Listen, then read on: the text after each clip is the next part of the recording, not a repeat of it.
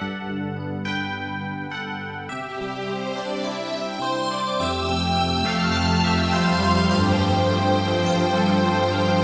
irmãos do grupo. Vamos para a reta final, dos nossos devocionais. Estamos hoje no 14º devocional e nós começamos a proposta desses devocionais falando sobre a família como o bem mais precioso que nós temos. E quando nós fizemos essa proposta, a gente não podia deixar de falar sobre finança na família.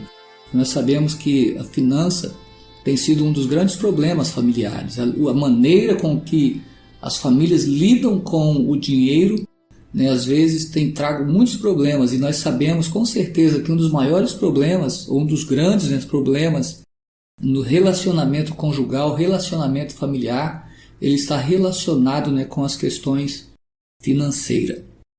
Tem uma frase de um filósofo, René Descartes. Ele disse o seguinte: penso, logo existo. Essa frase foi dita e ela revolucionou ali o movimento chamado como a filosofia moderna, porque era o momento que eles traziam para dentro de si mesmo o pensar e o refletir sobre o próprio intelecto, para que eles pudessem entender o centro da existência humana. Então, para eles, o pensar sobre si mesmo era algo que dava sentido à vida.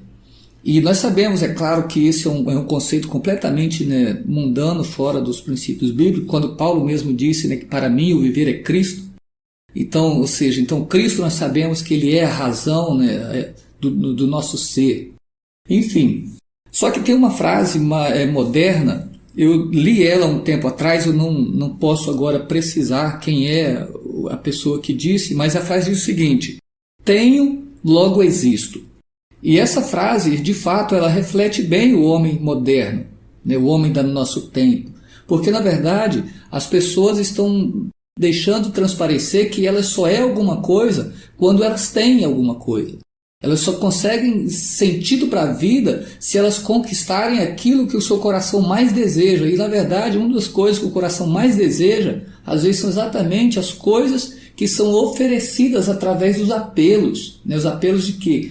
Das propagandas comerciais, os bombardeios, as enxurradas de propagandas que nós recebemos através de todos os meios possíveis. Nós recebemos enxurradas de propaganda, vai levando as pessoas a entender que elas só serão felizes se ela conseguir alguma coisa na vida, se ela conseguir adquirir aquele produto que está sendo oferecido. E quando você olha, parece que todo mundo tem aquele produto, só você que não tem. Isso traz uma certa satisfação ao adquirir essas coisas. E aí acabando que as pessoas entram, as famílias estão entrando no maior perigo, que é o que? Exatamente o de entrar em contas desnecessárias, em problemas financeiros, dívidas, tudo isso por causa de uma cobiça que é estimulada através das propagandas, como por exemplo, você merece, você deve isso para você mesmo, ou ainda estão dizendo assim, se você não comprar agora, você talvez nunca vai poder comprar, tem facilidades para pagar. Então é uma enxurrada mesmo de coisas que leva, e parece que a gente só vai ser feliz se a gente conseguir aquele produto. Mas aí foi feito um programa, de uma reportagem que falava exatamente com o título de Afogando-se em Dívida. E nesse comentário, nessa entrevista, um dos comentários que mais marcaram, eu vou estar lendo aqui, abre aspas aqui, nosso comportamento financeiro é de fato uma expressão maior do que nós somos por dentro. Mostra o quanto estamos dispostos a aceitar a realidade e o quanto queremos ser o que não somos. Realmente é isso que nós temos observado. Às vezes não é uma questão somente de dinheiro, mas é de mostrar aquilo que na verdade você gostaria de ser e não é. E é realmente isso que tem acontecido. Em outras palavras, então, dívidas nunca é uma questão somente de dinheiro. Dívida revela atitude sobre o dinheiro. Revela o que? Como você vai fazer para adquirir isso. E também vai revelar muita coisa de nós mesmos. Às vezes nós temos escondido em nós o orgulho, a avareza, e tudo isso é impulsionado Por quê? Pelas propagandas e que nos levam a nos afogar em dívida. Então, quando não temos a condição de pagar e acabamos comprando exatamente porque nós entendemos que aquilo é algo importante. E com isso as famílias têm entrado em dívidas que na verdade tem sido um problema familiar. As pessoas têm sido prejudicadas por causa destas coisas. E aí nós começamos a olhar para a palavra de Deus, qual é o ensino que nós temos. Quando a gente olha para Paulo, por exemplo, ele disse: eu aprendi a estar contente em qualquer situação. Eu sei lidar com a riqueza, eu sei lidar com a pobreza. E aí nós começamos a ver tudo isso, que realmente é um problema. Quantas pessoas que não conseguem lidar com nenhuma das coisas. Muitas pessoas às vezes lidam com tanto dinheiro e se acham tão poderosas que elas acabam se esquecendo de Deus, acham que pode tudo e vão resolver seus problemas, inclusive espirituais, parece que elas pensam isso. E talvez muitas pessoas que outrora estavam na comunhão com a igreja, talvez por causa do sucesso, acabaram se distanciando de Deus. Como também temos o outro extremo, pessoas que não sabem lidar com a escassez e acabam culpando Deus pelas coisas. Então, nós precisamos buscar o equilíbrio financeiro na família, buscar o contentamento, estar contente independente das circunstâncias.